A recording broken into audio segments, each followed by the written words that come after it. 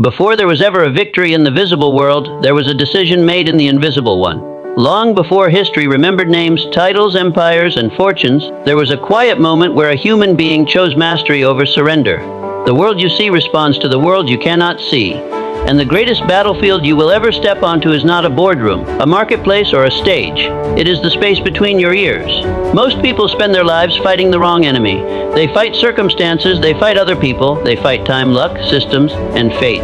But the real war is internal. It is the daily struggle between discipline and comfort, between vision and distraction, between belief and doubt. Lose that battle, and no external victory will ever last. Win it, and the world has no choice but to reorganize itself around your resolve. Every great achiever understood this law, whether they named it or not. Napoleon Hill called it definiteness of purpose. Others called it faith, will, conviction, inner authority. Whatever the language, the principle remains unchanged. The mind must be conquered before life can be commanded. Edison faced darkness not just in his laboratory, but in his thoughts, when failure whispered that persistence was foolish. Ford battled ridicule not just from competitors, but from inner voices questioning whether vision without precedent was madness. The inner battle always comes first. The tragedy is not that people fail, it is that most never truly fight. They negotiate with fear, they compromise with doubt. They allow habits to replace intention and call it realism. But realism has never built anything remarkable. The world was not shaped by those who waited to feel ready. It was shaped by those who decided to become ready through action, through belief, through relentless mental alignment.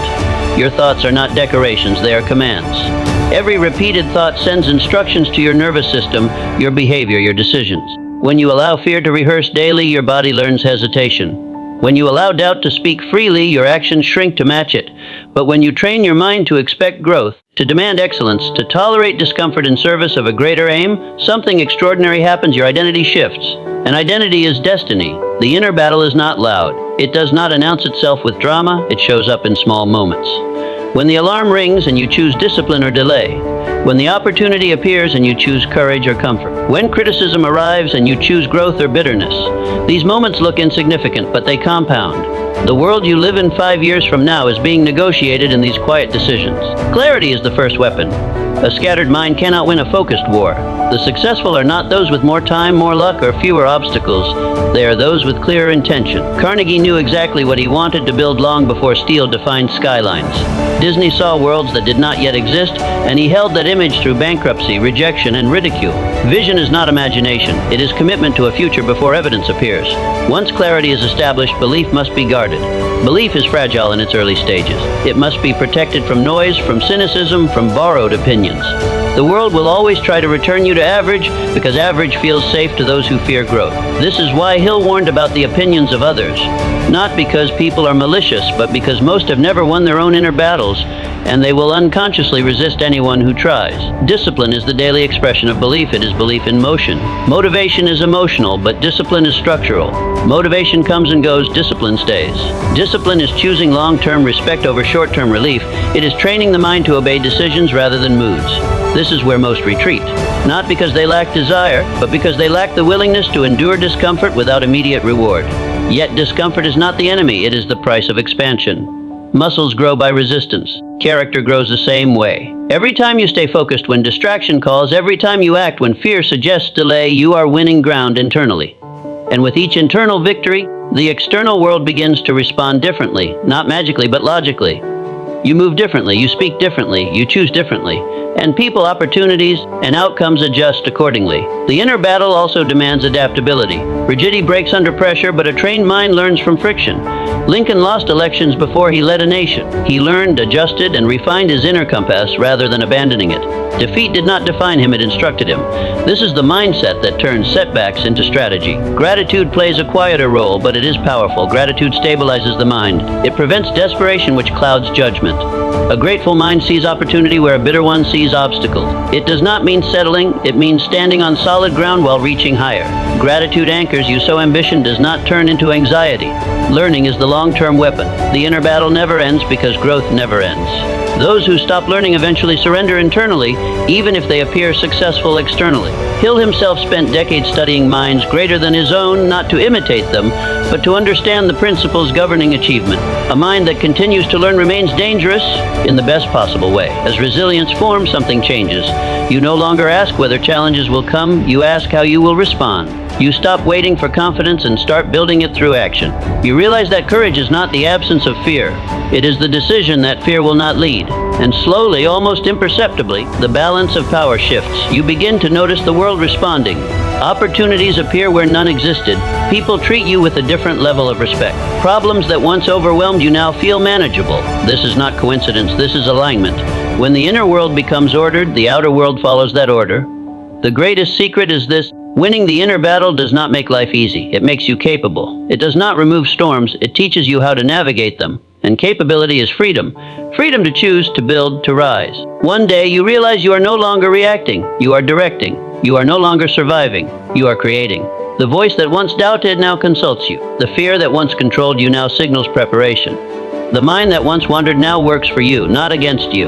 This is the moment everything changes. Not because the world transformed overnight, but because you did. You became the kind of person the world must respond to. Win the inner battle, and the world has no choice but to follow. The moment you realize this truth, responsibility becomes power. You stop asking who will save you and start asking who you must become. You understand that no system, no mentor, no opportunity can replace inner command. Guidance can point the way, but only self-mastery walks the path. This is why so many people wait their entire lives for permission that never comes. They are waiting externally for a victory that must be won internally. The inner battle intensifies when progress begins. Resistance grows louder right before breakthroughs. Doubt disguises itself as logic. Fear pretends to be caution. Comfort argues that you have done enough. These voices are not enemies, they are tests. Tests of whether you will return to old patterns or rise into a new standard. Every level demands a new version of you, and the mind must be upgraded before the life can be. This is where visualization becomes more than imagination. It becomes rehearsal. The mind does not know the difference between vividly imagined success and lived experience. Hill understood this deeply. He taught that holding a clear mental image, charged with emotion and repetition, rewires behavior. When you see yourself acting with confidence, discipline, and clarity, your nervous system begins to prepare for it. You walk differently into rooms. You speak with certainty.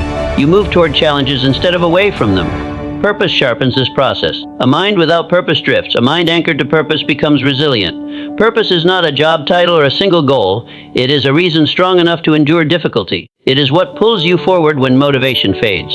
Those who know their why do not need to be pushed. They are pulled by something greater than comfort. Purpose organizes priorities. It simplifies decisions. It strengthens resolve. Action is the proving ground. Thought without action is fantasy. Action without thought is chaos. But aligned thought and disciplined action create momentum. Momentum silences doubt faster than arguments ever could. Every small action taken in the direction of your vision reinforces identity.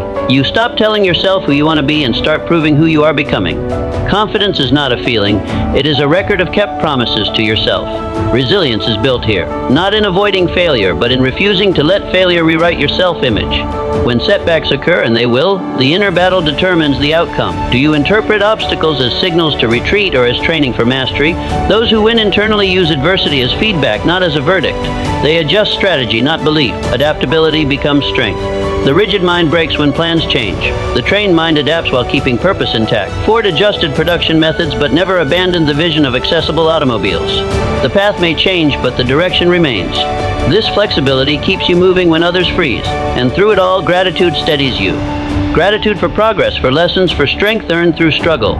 It keeps ambition grounded and prevents the ego from sabotaging growth. Gratitude reminds you that every challenge survived is evidence of capacity. Eventually you notice a profound shift. The inner noise quiets. Decisions become cleaner. You no longer need constant validation because your standards are internal. You trust yourself because you have seen what discipline produces. The world feels different not because it changed, but because you are no longer negotiating with yourself. This is the reward of winning the inner battle. Not applause, not ease, but authority. Authority over your attention. Authority over your habits. Authority over your direction. And when authority is established within, the world responds without resistance. Win the inner battle, and everything else falls into place.